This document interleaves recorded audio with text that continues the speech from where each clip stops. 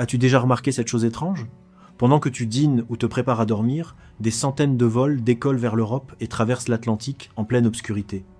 Et là surgit la grande question. Si voler de jour semble plus logique, plus confortable et même plus attractif pour de nombreux passagers, pourquoi tant de compagnies aériennes préfèrent-elles faire ce voyage en pleine nuit?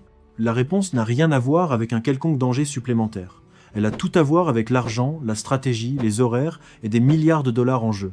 Parce qu'il ne s'agit pas seulement de traverser un océan, il s'agit de faire en sorte qu'un Boeing 777, un Airbus A330 ou un A380 génèrent le maximum de profit possible pour chaque heure passée dans les airs. Bienvenue sur la chaîne Zéro Turbulence. Ici, on répond aux questions que tout le monde se pose sur l'aviation mais que personne n'ose poser. Pense à liker la vidéo et à t'abonner à la chaîne. Attache ta ceinture, on décolle ensemble.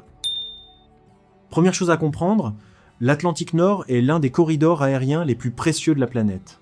Entre l'Amérique du Nord et l'Europe, ce sont des dizaines de millions de passagers qui transitent chaque année, générant pour les compagnies aériennes des milliards de dollars de revenus. Des routes comme New York-Londres, Boston-Dublin, Toronto-Lisbonne ou Atlanta-Amsterdam sont de véritables mines d'or. La route New York-JFK Londres-Heathrow a historiquement été l'une des plus rentables au monde, notamment pour British Airways, Virgin Atlantic, American Airlines, Delta et United. En haute saison, un seul siège en classe affaires peut se vendre entre 3 000 et 8 000 dollars aller-retour et la première classe peut dépasser les 10 000 dollars. Sur des appareils comme le 787 ou le Boeing 777, un seul vol peut générer des centaines de milliers de dollars de revenus bruts. Alors si ces vols rapportent autant, pourquoi partir de nuit? Parce que le vrai business ne se joue pas seulement dans les airs, mais à l'atterrissage. La majorité des voyageurs d'affaires veut décoller en fin d'après-midi ou en soirée depuis l'Amérique du Nord, dormir pendant le vol et atterrir en Europe le matin. Un vol qui quitte New York à 20 h peut atterrir à Londres vers 8 h du matin, heure locale. Le passager peut alors aller directement à ses réunions, ses correspondances ou ses activités sans perdre une journée entière. Imagine l'inverse, partir de jour à 10 h du matin et arriver en Europe le soir. Tu arrives fatigué, les hôtels sont coûteux, les correspondances sont rares et tu perds en productivité. Pour un passager premium, c'est bien moins attractif. Et quand une compagnie génère une grande partie de ses bénéfices en classe affaires, cela compte énormément. British Airways, par exemple, a historiquement dépendu fortement des voyageurs d'entreprise sur l'Atlantique Nord. Bien que la cabine premium occupe moins de place que l'économique, elle peut générer plus de 50% des revenus d'un vol, avec moins de 20% d'occupation. C'est colossal. Il y a aussi la question de l'utilisation de l'appareil. Un Boeing 787-9 peut coûter entre 240 et 330 millions de dollars selon la version, et un 777X peut être encore plus cher. Chaque heure passée au sol représente de l'argent perdu. Les compagnies cherchent donc à maximiser l'utilisation quotidienne de leurs appareils, souvent entre 12 et 16 heures. Un 787 peut effectuer un vol transatlantique nocturne vers l'Europe, rester peu de temps au sol, puis repartir vers l'Amérique dans la journée. Un 777, sur les routes à forte demande, fait exactement la même chose avec plus de passagers et souvent plus de fret. Résultat, l'avion travaille presque en continu.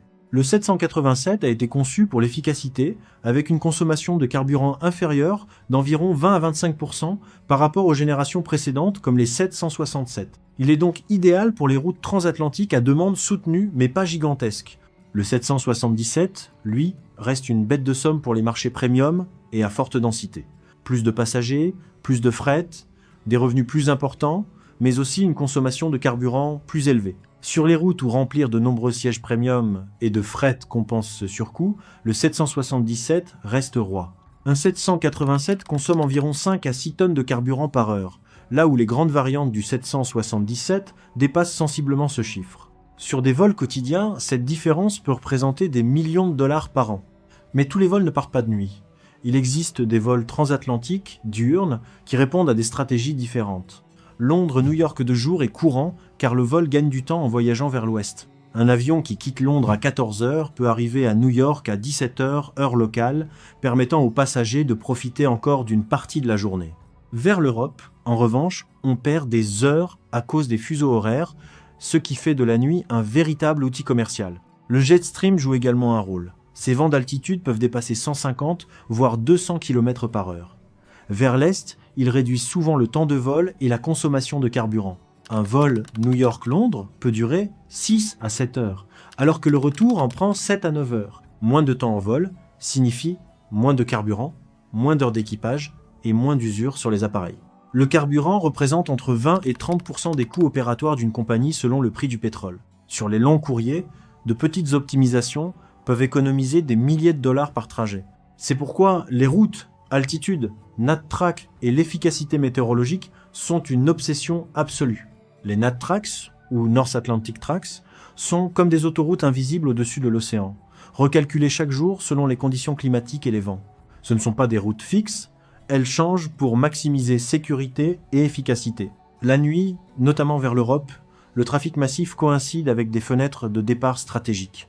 Des dizaines de vols de Delta, United, Air Canada, Lufthansa, Air France, KLM, Iberia, TAP, Aer Lingus et bien d'autres, aux commandes d'avions comme le 787, le 777, l'A330 ou l'A350 s'inscrivent dans ces grandes vagues transatlantiques.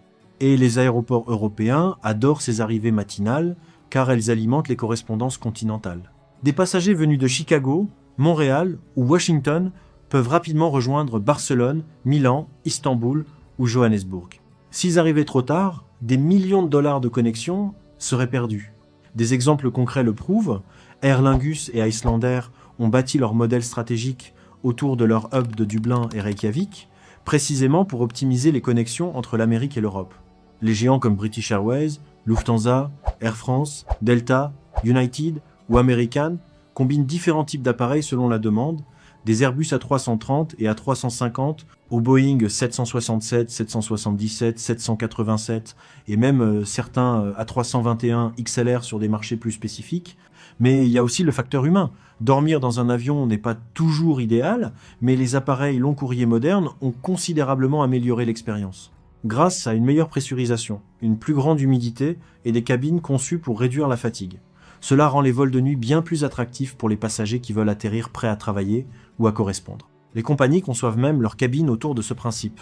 Dîner rapide, lumière tamisée, service réduit, petit déjeuner avant l'atterrissage, tout pour transformer le vol en une nuit productive. Enfin, il y a le fret. Beaucoup de vols transatlantiques traversent l'océan non seulement avec des passagers, mais aussi avec des médicaments, des produits électroniques, des pièces détachées, des denrées périssables et des marchandises urgentes. Dans de nombreux cas, ce fret en soute représente une part essentielle de la rentabilité totale du trajet. Mais alors, est-ce que les vols de jour sont impossibles ? Absolument pas. Les compagnies peuvent tout à fait les opérer. Mais pour de nombreuses routes, et particulièrement dans le sens ouest-est, voler de nuit est tout simplement plus rentable sur le plan stratégique et commercial. Ce n'est pas une contrainte, c'est un choix calculé au millimètre. Et avant de partir, dis-moi, est-ce que cette vidéo t'a appris quelque chose ? Dis-moi ce qui t'a le plus surpris en commentaire, et si t'as une question sur l'aviation, pose-la, elle deviendra peut-être la prochaine vidéo. Si ce contenu t'a plu, un petit like ça prend 2 secondes, et ça m'aide vraiment à faire connaître la chaîne. Et si t'as pas encore appuyé sur le bouton d'abonnement, c'est le moment pour ne rater aucun décollage. Je te remercie, et on se retrouve très vite sur Zéro Turbulence.